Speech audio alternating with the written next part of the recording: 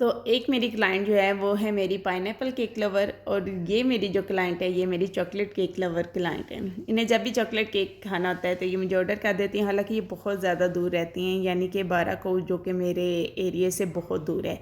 तो ये वहाँ से मुझे ऑर्डर करती हैं और मंगवा लेती हैं हुडी। स्टार्ट में मैं डिलीवर कर दिया करती थी, लेकिन अब ये हुडी मुझसे रिसीव करवा लेती होती हैं।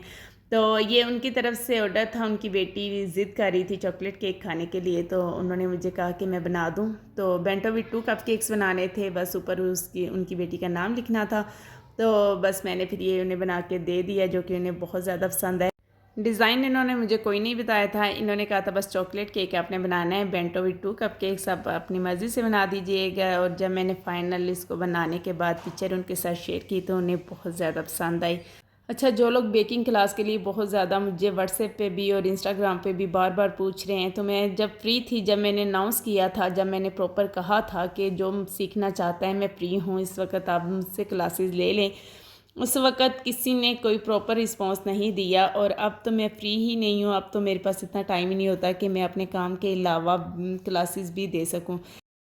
अच्छा, ये 2D नोज़ल है, उसके आगे से बिल्कुल बहुत क्लोज़ होते हैं ना उसके जो कट होते हैं, तो वो अंदर चॉकलेट फंस गई और वो प्रॉपर निकल ही नहीं रही थी, तो वो एक अलग सा ही डिज़ाइन बन गया।